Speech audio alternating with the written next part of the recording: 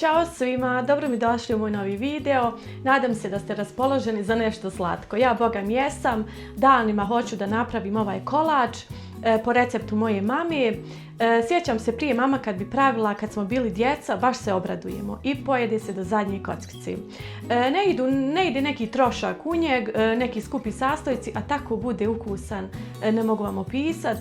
Morate znači probati napraviti i sami ocijeniti. I htjela sam eto da recept se nađe na mom YouTube kanalu, neka ostane za sjećanje. Samo da napomenem da ja za sebe jedina da ću napraviti nešto i manji kolač, jer nama dvome nije potrebno, ne želim da se baca. Volim tako male količine napraviti da se pojede pa da nešto novo isprobamo.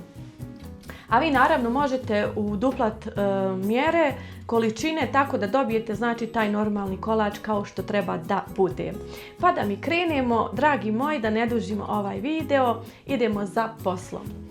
Ovako, sad ćemo 4 jaja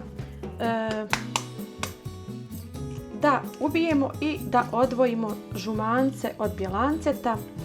Vidjela sam na Temu, ima ona spravica za jaja, ali nisam eto kupila. Kontam, nije mi potrebno, jel?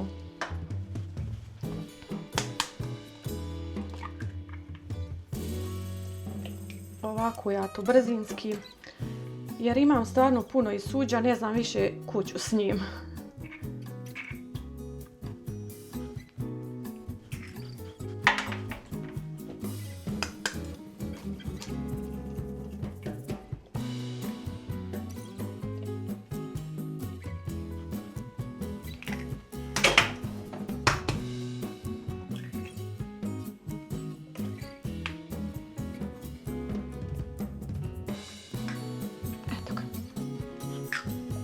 Znači, u 4 bjelanceta dodajemo 4 kašike šećera,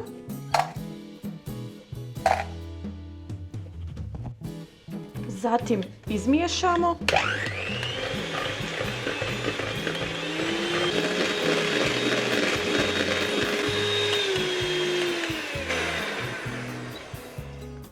Kad smo izmiješali bjelanca, znači dodajemo sad 100 grama kokosa. Znači pola ove količine.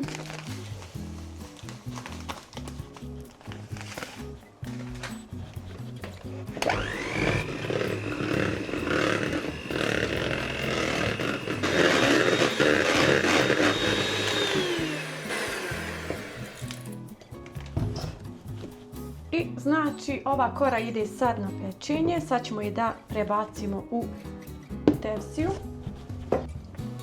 Ovako uzet ću ovu, nadam se da mi neće biti mala. Znači i sad prebacujemo ovu smjesu.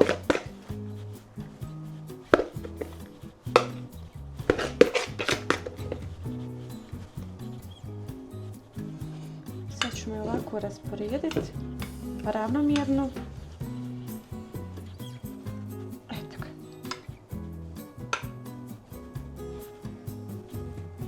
I sad ova kora znači ide na pečenje, otprilike na 180, jedno 20 minuta. Znači u ova žumanca dodajemo također 4 kašike šećera.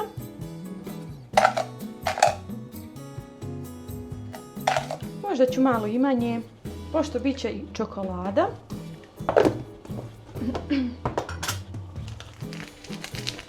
Zatim dodat ću i 1 vanilin šećer.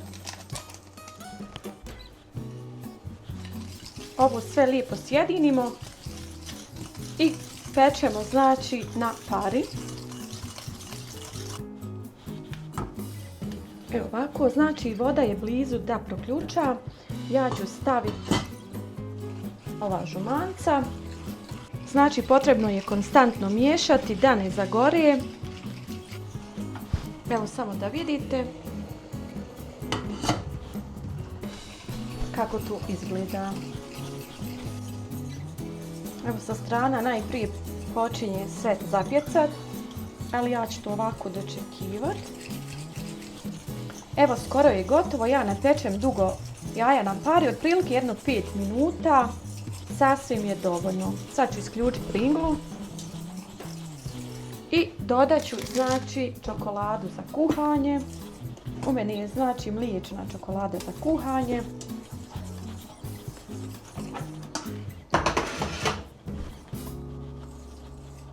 Ovako ćemo čokoladu, znači, skupa sa jajima rastopiti. Ringlu sam isključila. I ovako u prohlađenu smjesu, znači, dodajem buter sobne temperature.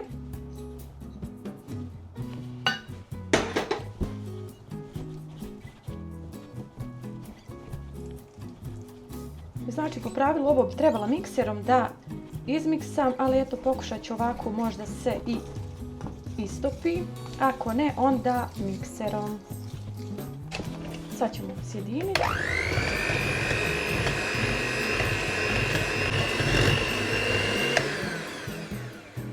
Tako. Evo, dragi moji, kora je pečena. Ona se sad polako spušta, to je normalno, ali eto, otprilike ovako treba da bude ove boje kad je gotova. Ubala sam jednu čačkalicu da vidimo će li se lijepiti, ništa se ne lijepi, to znači da je pečena. Sad ćemo je pustiti da se ohladi, pa ćemo preko preliti ovaj fil. Evo, dragi moji, znači gotov je i ovaj fil. Sad idemo, znači, da napravimo šlag kremu preko. Sipala sam tu 300 ml hladnog mlijeka i sad ću da dodam ovu jednu paradis kremu. To je kao naša šlag krema. Od vanilije ova. Šećer neću dodavati jer mislim da je kolač dovoljno sladak. I sad ću, znači, da ovo izmiksam, da izmutim.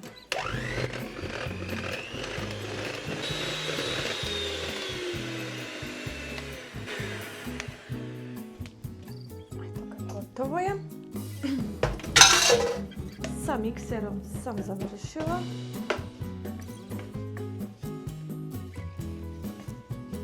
I sad ćemo, znači, da ovo prelijemo preko kolača. Ovako. I sad ćemo tu da preko stavimo.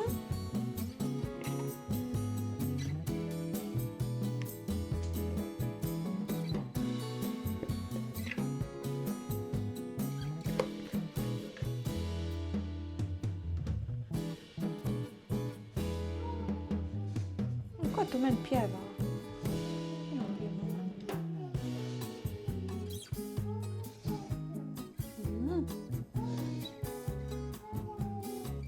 Eto. To bi bilo to. Otprilike. Sad kolač treba da ide na hlađenje. Par sati svakako. I onda možemo napraviti presjek. Eto ga. Tako. Ovako izgleda. Vi možete da vidite. Izgleda baš fino.